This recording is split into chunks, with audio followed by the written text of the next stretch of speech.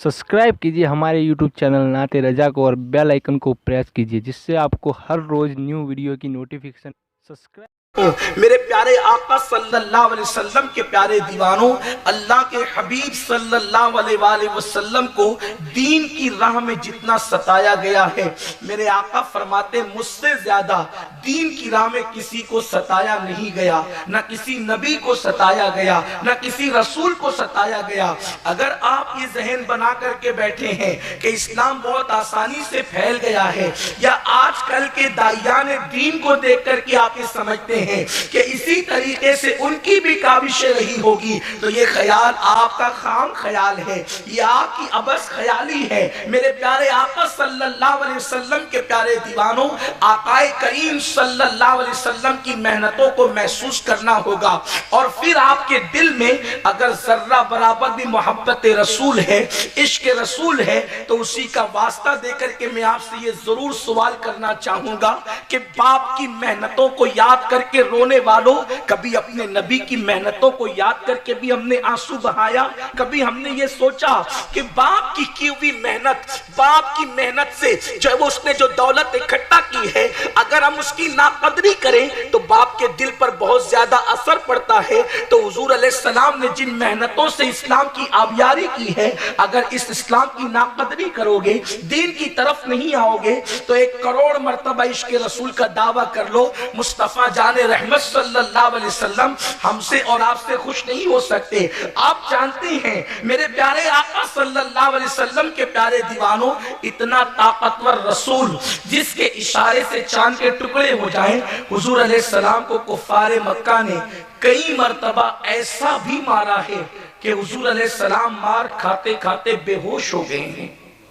अल्लाह के हबीब सल्लल्लाहु अलैहि वसल्लम बेहोश हो गए हैं। और आपको ये भी बता दूं, इस्लाम का जो सबसे पहला शहीद है वो जनाबे हारिस रदी अल्लाह ताला अन्हु की जात है। ये जनाबे हारिस कौन थे? हारिस इब्ने अबी हाला। और ये कौन थे? अल्लाह अकबर, ये मेरे आका अलैहिस्सलाम के रबीब थे, रबीब। अल्लाह अकबर। और रबीब उसको कहते हैं कि बीवी के पहले घर की जो औलाद होती है उसको रबीब कहते हैं।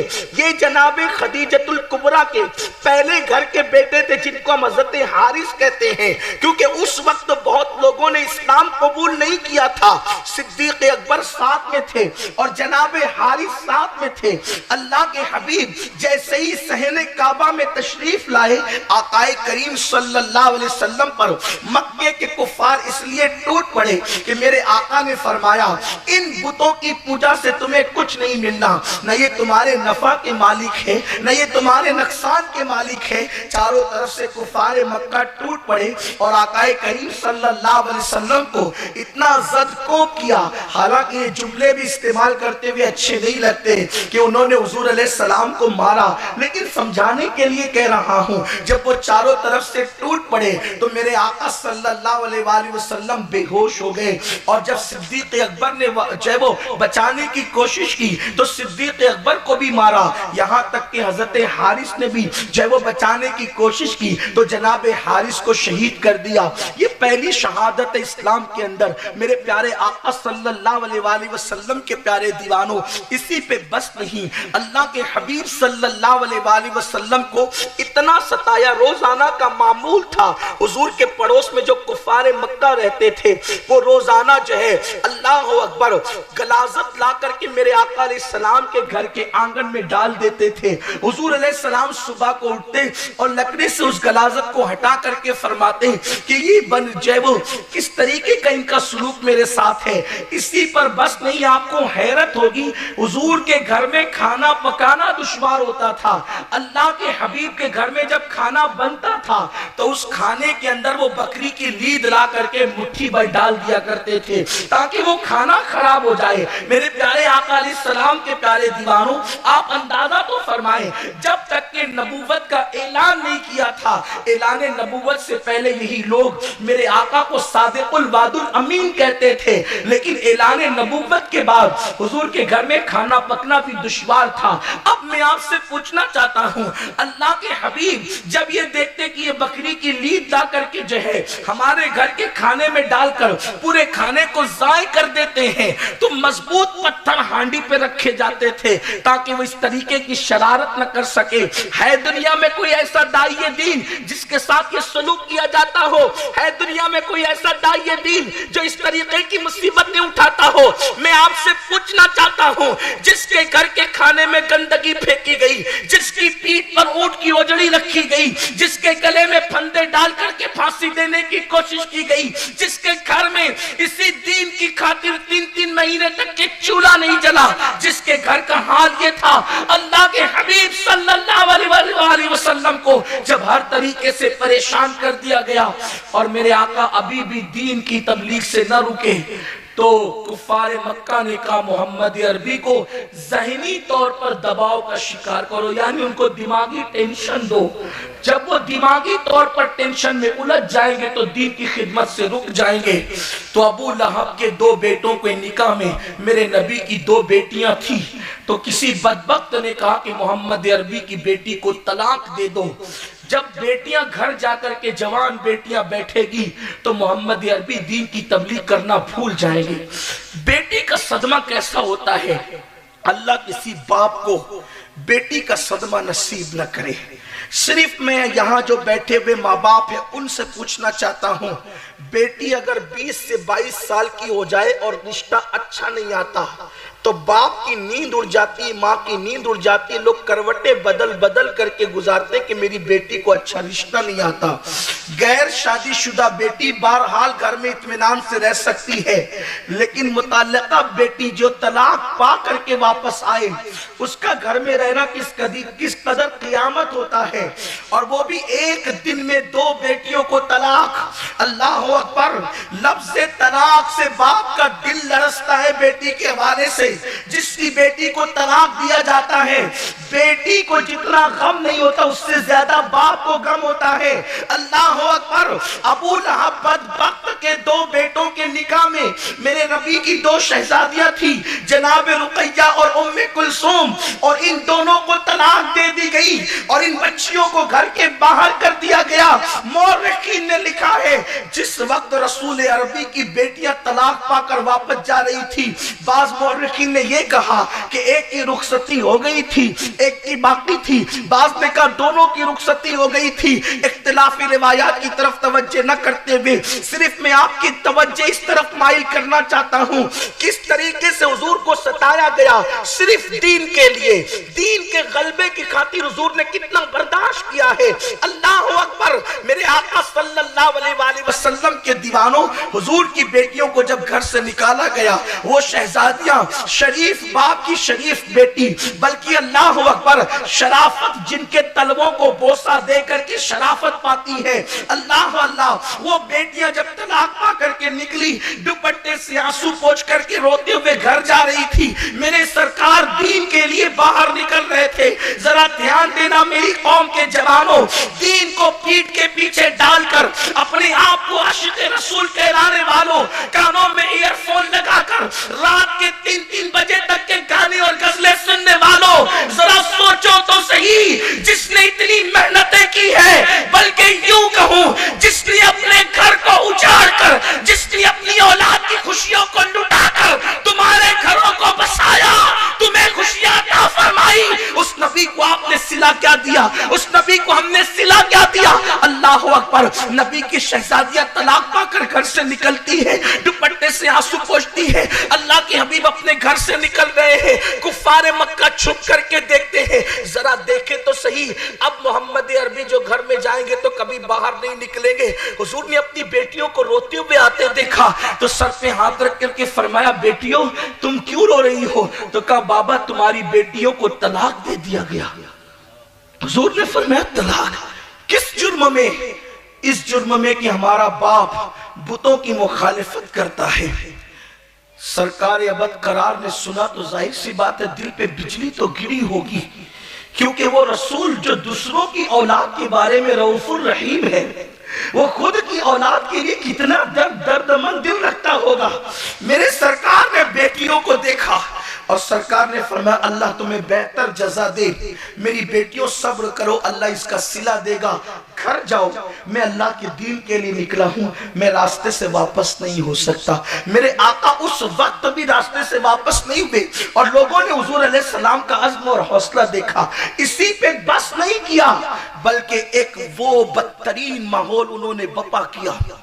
ابھی نبوت کی ساتواں سال تھا، نبوت کو ساتواں یا چھٹا یا ساتواں سال تھا۔ مکے کے کافروں نے ایک پلان بنایا کہ محمد عربی کا سوشل بائیکاٹ کیا جائے، ان کے ساتھ ان کے جو لوگ ہیں ان میں سے کسی کے ساتھ نکاح مت کرو، نہ بیٹی لو نہ بیٹی دو، نہ سودا خریدو نہ سودا بیچو، کچھ نہیں۔ اور پھر حضور علیہ السلام کے گھر والے جنہیں ہم بنو ہاشم کہتے ہیں، ان سب کو لے کر حضرت ابو طالب شعب ابی طالب کے اندر جو ہے وہ 3 سال تک کے مقید ہو گئے۔ مورخین نے لکھا ہے کہ جب حضور کے گھر کے بچے بھوک کی وجہ سے روتے تھے تو مکے کے کفار تالیاں بجا بجا کر کے ہنستے تھے کہ دیکھو ہم نے انہیں کیسے مصیبت میں گرفتار کیا۔ ایک دن میں 3 مرتبہ پیٹ بھر کر ہم کھانا کھاتے ہیں، کبھی مسجدوں کو ویران کرتے ہیں، کبھی حال یہ کہ عورتوں پہ بد نظری کرتے ہیں۔ ذرا سوچو کہ حضور کے دل پہ گزرتی کیا ہوگی جو پورے خاندان کے ساتھ 3 سال تک کے ایک گھاٹی میں قید رکھے گئے ہیں۔ 3 سال تک سیدنا سعد ابن ابی وقاص کہتے ہیں کہ نبی کے گھر والوں کا حال یہ تھا کہ وہ چمڑوں کو جلا کر جب چمڑا جل جاتا تو اس کو پانی میں گھول کر کے پیتے تھے۔ اس طریقے سے حضور کے اہل بیت میں وہ 3 سال گزارے ہیں۔ امام حضرت سیدنا جعفر طیار کہتے ہیں رات کی تاریکی میں ہمارے پیروں سے اگر کوئی نرم چیز ٹکرا جاتی تو ہم اس کو اٹھا کر کے یوں ہی چبانے لگتے، درخت کی پتیاں ہمارے گھر کے بچے چبایا کرتے تھے۔ 1 دن 2 دن 3 دن نہیں، مسلسل 3 سال تک کے یہ حالت اللہ کے حبیب کے گھر والوں نے اٹھائی ہے اور حضور ان کے ساتھ رہے ہیں۔ کبھی درخت کی چھال نبی کے گھر والوں نے چبائی، کبھی درخت کی پتیاں نبی کے گھر والوں نے چبائی، حتیٰ کہ جعفر طیار فرماتے ہیں نبی کے گھر کے بچے درخت کی پتیاں چبا چبا کر ان کے ہونٹ ایسے ہو گئے تھے جیسے اونٹوں کے ہونٹ ہوتے ہیں سخت، ان کی زبانیں چھل گئی تھی۔ یہ ہے اللہ کے دین کی راہ میں حضور علیہ الصلوۃ والتسلیم کی قربانی۔ اگر ہمارے دیہاتوں تک اذان پہنچی ہے تو اس قربانی کی وجہ سے پہنچی، اگر ہمارے گھر تک قرآن پہنچا ہے، اگر آج ہم کہتے ہیں کہ ہم مسلمان ہیں تو ہمارے باپ داداؤں کی قربانی کی وجہ سے نہیں، حضور علیہ السلام کی محنتوں کی وجہ سے مسلمان ہیں۔ اب آپ مجھے بتائیں کہ اللہ کے حبیب اتنی محنت کریں، اتنی مشقت کریں، اتنی قربانی دیں اور اس قربانی کے صلے میں اللہ اکبر ہمیں دین سے کوئی دلچسپی نہ ہو، دین سے کوئی محبت نہ ہو، دین سے کوئی الفت نہ ہو، تو کیا اس کا مطلب یہی ہے نا اس کا مطلب کہ ہم حضور سے محبت کا جو دعویٰ کرتے ہیں وہ دعویٰ صرف زبانی ہے، اس کا دل سے کوئی تعلق نہیں ہے۔ اگر اس کا دل سے تعلق ہوتا تو ہم حضور کی محنتوں کا احساس کرتے۔ جب بھی اذان ہوتی اور ہم مسجد سے دور رہتے تو ہمارا دامن دل مسجد کی طرف کھینچتا یہ کہہ کر کہ اس نماز کو میرے گھر تک پہنچانے کے لیے میرے نبی کے گھر کے بچوں نے 3 سال تک درخت کی پتیاں چبائی ہے، چمڑے چبائے ہیں، 3 سال تک کے قید رہے ہیں۔ اگر یہ نماز میں چھوڑ دوں گا تو ان کی محنتوں کی ناقدری کرنے والوں میں میرا نام لکھا جائے گا اور قیامت میں حضور کو منہ کیا دکھاؤں گا۔ حضور علیہ السلام کی بڑی بیٹی شہید ہوئی ہے سیدہ زینب سلام اللہ علیہا۔ اس کا واقعہ یوں ہے کہ یہ حضور کی سب سے بڑی شہزادی تھی سیدہ زینب۔ یہ ہجرت کے لیے جا رہی تھی، جب ہجرت کے لیے نکلی ہے میرے نبی کی بیٹی، ان کے پیٹ میں اس وقت بچہ تھا، شکم میں بچہ تھا۔ آپ کیا سمجھتے ہیں اگر 50,000 روپے کا چندہ مسجد میں دے دیں تو آپ کہتے ہیں ہم نے دین پہ احسان کیا؟ میرے نبی نے گھر کی قربانی دی ہے، میرے آقا نے گھر کی قربانی دی ہے، میرے سرکار نے پہلے گھر والوں کو لٹایا ہے۔ اللہ کے حبیب کی قربانیوں کو ہم نے نظر انداز کیا اور بڑی معذرت کے ساتھ जब तक उम्मत मुस्लिमा हुजूर की मेहनतों का एहसास करती रही, ये कौम कभी जलील न हो सकी। जिस दिन से इस कौम के दिल से हुजूर की मेहनतों की अहमियत निकल गई, ये कौम बेऔकत हो गई, जलील और रुस्वा हो गई। आप सोचे, चेहरे से दाढ़ी मुंडाने से पहले ये तो सोचे कि हुजूर के घर वालों की और हुजूर की कुर्बानी क्या है इस दाढ़ी की अहमियत के लिए। इस कलमे की नाकदरी करने से पहले सोचे कि इस कलमे के लिए हुजूर के घर वालों की कुर्बानी क्या है। यूं ही मोहब्बत करते, मोहब्बत इतनी आसान है।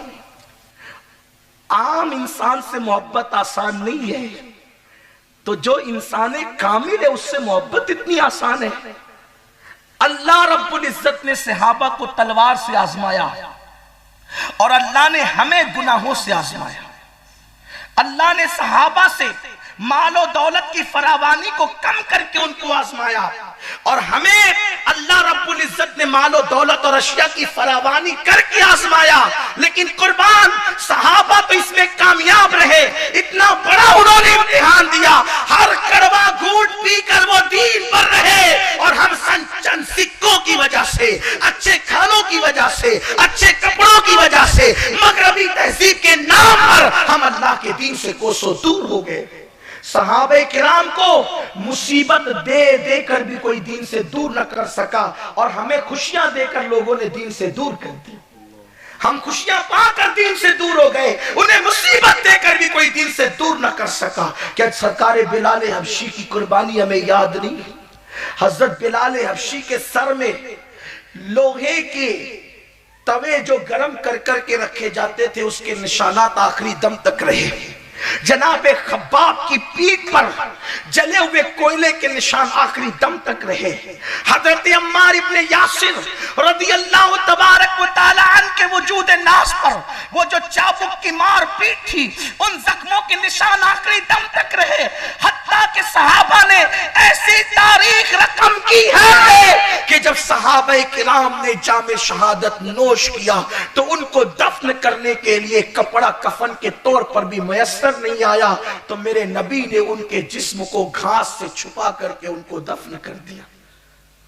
हमने क्या कुर्बानी दी है दीन के लिए, खुशियां लेकर के हमने दीन से हाथ धो दिया।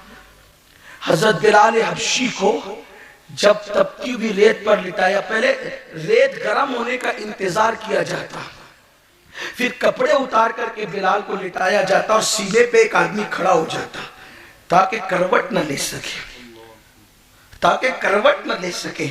हम बताएं तो सही, हम पर कोई इतना जुल्म करे तो खुदा जाने हमारा हाल क्या होगा। लोगों ने गजलों के बदले ईमान खरीदा, लोगों ने गानों के बदले ईमान खरीद लिया हमारा। अगर लोग हमें तकलीफ देंगे तो हमारा हाल क्या होगा। कितने कच्चे निकले हम इश्क रसूल के उन्वान के हवाले से। जितना बड़ा दावा था उतना ही कमजोर निकला। जब हजरत बिलाल के जिस्म पर एक बंदा खड़ा हो जाता कि करवट न ले सके, उस वक्त तो बिलाल से कहा जाता, बिलाल हर राहत मिलेगी जिंदगी की, बस मोहम्मद को छोड़ दो। उस वक्त हजरत बिलाल अहद अहद का नारा बुलंद करते। ये करके थक गए तो हजरत बिलाल को गर्म पानी में डाल करके डुबकियां देते, गर्मी के मौसम में गर्म पानी में डालकर डुबकियां देते और सर्दी के मौसम में ठंडे पानी में डालकर डुबकियां देते। लेकिन बिलाल उस वक्त भी अहद अहद करते। इस पर भी थक गए तो गले में रस्सी डाल दी जाती। इब्ने कसीर ने लिखा है, गले में रस्सी डाल दी जाती और वो रस्सी बच्चों के हाथ में दे दी जाती कि इसको लेकर के फिरो, और वो बच्चे लेकर के फिरते। लेकिन हजरत बिलाल कभी भी दिल बर्दाश्त नहीं होते। एक दिन किसी ने सोचा कि चलो बिलाल का दुश्मन बन करके उसका ईमान न छीन सके, दोस्त बनकर ईमान छीनते।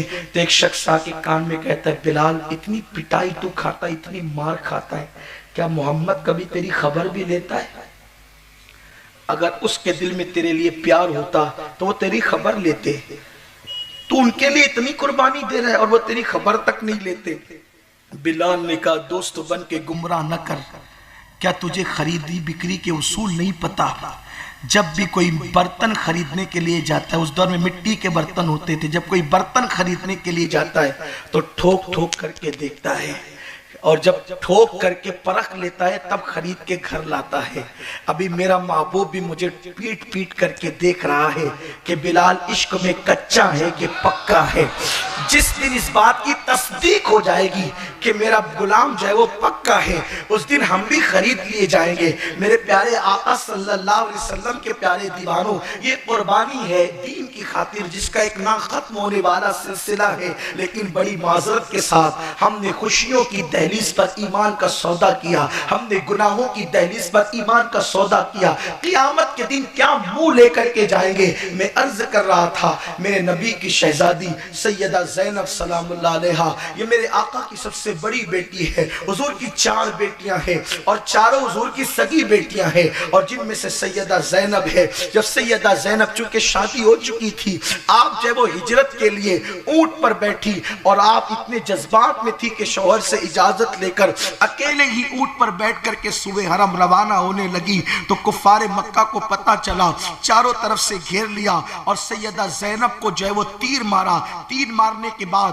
سیدہ زینب گھبرا گئی، حضرت زینب کو پھر انہوں نے ڈھکیل دیا، ڈھکیلا تو جناب زینب پتھر پہ گر گئی۔ میری زبان حیا خاموش ہے، اس بارگاہ عرش مقام میں کس طریقے سے ترجمانی کروں جن کے گھر کے اندر جبریل بھی اجازت کے بغیر نہیں آتا، لیکن بتانے کے لیے اتنا ضرور کہوں گا حیا کے پردے میں جب وہ حاملہ خاتون جو ہے اونٹ سے پتھر پہ گری تو ان کا حمل ساقط ہو گیا اور اتنا خون بہا کہ پھر اس کے بعد پوری زندگی بستر سے اٹھ نہ سکی، اور جس وقت اسی حالت میں بارگاہ رسالت میں لائی گئی تو آقا نے فرمایا میری بیٹی بڑی قربانی دے کر کے آئی ہے، میری بیٹی بڑی بھلی بیٹی ہے، سب سے بھلی بیٹی ہے، اس نے اللہ کے دین کے لیے بڑی قربانی دی ہے۔ اور اس کے بعد چند سال ہی گزرے تھے کہ اسی صدمے میں اور اسی حالت میں سیدہ زینب نے جام شہادت نوش فرمایا۔ میرے پیارے آقا صلی اللہ علیہ وسلم کے پیارے دیوانوں، آپ سے میں اتنا پوچھنا چاہتا ہوں،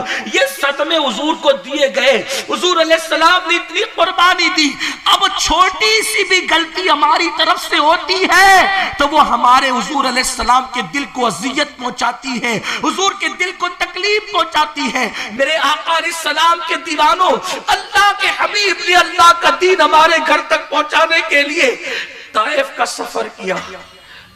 ممکن ہے یہ ہمارے جو جوان ہیں ان کو صرف یہ اندازہ ہو، جب بھی طائف بیان ہوتا ہے تو وہ یہ سمجھتے ہیں کہ حضور صبح طائف گئے اور شام کو واپس آ گئے، صبح جا کے شام کو واپس نہیں آئے۔ حضور نے 10 دن تک طائف میں قیام کیا، حضور کا قیام طائف کے اندر 10 دن تک تھا، اور وہ جو مارنے والا واقعہ وہ 1 دن کا نہیں ہے۔ اگر ہمیں کوئی 1 دن ناشتہ نہ دے تو ہم اس شہر سے نکلنے کی تیاری شروع کر دیتے ہیں، اگر وضو کو گرم پانی نہ ملے تو میزبان کا گھر بدلنے کی تیاری شروع کر دیتے ہیں۔ مارا جا رہا ہے اور حضور علیہ السلام نے تقریباً 10 دن تک قیام کیا۔ ابن خلدون کو اٹھا کے پڑھ لو، ابن کثیر کو اٹھا کے پڑھ لو، کوئی چھپی ہوئی کتابیں تو ہے نہیں۔ 10 دن تک قیام کیا، اور ان 10 دنوں میں ہوا کیا ہے؟ کوئی کھلانے والا نہیں، کوئی پلانے والا نہیں۔ ان ظالموں نے یہ کہا کہ کیا نبوت کے لیے آپ ہی ملے تھے اللہ کو؟ کیا ولید ابن مغیرہ جیسا انسان نہیں ملا تھا اللہ کو؟ مالدار لوگ نہیں ملے تھے اللہ کو؟ آپ ہی ملے تھے اللہ کو؟ یہ صدمے دیے، لیکن حضور نے اس کا کوئی جواب منفی انداز سے نہیں دیا، حضور ان کو سمجھاتے رہے۔ پھر اس کے بعد گفت و شنید ہوتی رہی، گفتگو ہوتی رہی، حضور نے بہت سمجھایا، نہیں مانے۔ اسی پر بس نہیں کیا، گالیاں دی، گندی گالیاں دی، حضور علیہ السلام کی بے عزتی کرنے کی کوشش کی۔ وہ عزت والا رسول جس کے قدموں کے نیچے عرش ہے، زہے عزت و اعتلاء محمد کہ ہے عرش حق زیر پائے محمد، جس کے قدموں کے نیچے اللہ کا عرش ہے، وہ مصطفیٰ جان رحمت کو انہوں نے ایسے برے برے الفاظ سے یاد کیا، لیکن میرے آقا نے پھر بھی طائف نہیں چھوڑا کہ ایک تو سن لے گا میری، ایک تو مسلمان ہو جائے گا۔ انہوں نے سوچا یہ نکلتے نہیں ہے، جاتے نہیں ہے، انہوں نے یہاں قیام کر رکھا ہے، تو اللہ کے حبیب کے پیچھے اوباش لڑکوں کو لگا دیا، اور وہ اوباش لڑکے میرے آقا علیہ السلام کے پیچھے چلاتے اور معاذ اللہ کہتے پاگل آیا ہے، پاگل آیا ہے۔ حضور علیہ السلام کو اس طریقے سے کہتے सोचो ये जुमले उसके लिए हैं जिसके तलवों को चूम कर अक्ल उरूज पाती है, जिसके तलवों को चूम करके अक्ल उरूज पाती है। पागल ऊंट जिसकी नालैन को बोसा देकर अक्लमंद हो जाते हैं, जिसके यहाँ सुतूने हन्नाना को रोने का शऊर मिलता है, जिसके इशारे से कंकरियां कलमा पड़ती है, उस नबी के पीछे वो मंजर तो तसव्वुर करो। फिल्म की दुनिया में 3 घंटा बैठने वालों, उसको बैठने से पहले थोड़ा सा इसका तसव्वुर कर लेना। किसी लड़की के कंधे पर जिना की नियत से हाथ रखने से पहले जरा इन मेहनतों का तसव्वुर कर। बाप की मेहनत का इतना एहसास है, आमिना के लाल की मेहनत का कोई एहसास नहीं। आपने सारा करामत और मोजेजात के सर बांध दिया इस्लाम की मेहनतों को। मैं मुनकिर नहीं हूं ना मोजेजात का ना करामतों का, लेकिन करामतें और मोजेजात जहां पर लोगों को मुतासिर न कर सके, वहां मेरे नबी की मेहनतों से मुझको मुतासिर किया है। हम क्यों नहीं आते? हमने रात के 12-12, 1-1, 2-2 बजे तक क्रिकेटरों को, फिल्म वालों को, नचनियों को देखना है क्या? कभी हम तिलावत कुरान भी रात को लेकर बैठे? क्या कभी हम नातों की महफिलें भी लेकर के बैठे? कभी हमने बैठकर एहसास भी किया कि यहां तक दीन आया, इसके पीछे मेहनतें किसकी, किस कदर मेहनत है? हुजूर के पीछे आए और चिल्लाते रहे। जो मैंने कहा उसको बार बार नकल नहीं करता, हिम्मत नहीं है मेरे अंदर कि मैं उन जुमलों को भी नकल कर सकूं। पीछे चिल्लाते रहते और फिर उसके बाद हुजूर को पत्थर मारते। सर से लेकर पैर तक हुजूर का जिस्म लहू लहान हुआ, नालैन शरीफ खून से भर गई। कहानी किस्सा नहीं, हदीस है। हज़रत ज़ैद बिन हारिसा कहते हैं, ना मैंने अपनी आंखों से देखा कि नालैन खून से भर गई, खून से नालैन भर गई और हुजूर का खून इतना निकल गया कि बतकाज़े बशरियत हुजूर जमीन पे बैठ गए। जब जमीन पर बैठ गए, सोचो अगर कोई बंदा जख्मी हो जाए तो मारने वाले को एहसास तो होता है कि मैं बहुत मार चुका, तो वो भाग जाता है। हुजूर जब जख्मी होकर जमीन पे बैठ गए तो उन्होंने हुजूर का हाथ पकड़ के उठाया और पैरों पर फिर पत्थर मारे। हुजूर के पैरों पर फिर पत्थर मारे। बाप का पसीना सर से लेकर पैर तक आया। तो हम कहते हैं मेरे बाप ने ये दौलत बहुत मेहनत से कमाई है, मैं कैसे जाय कर दूं?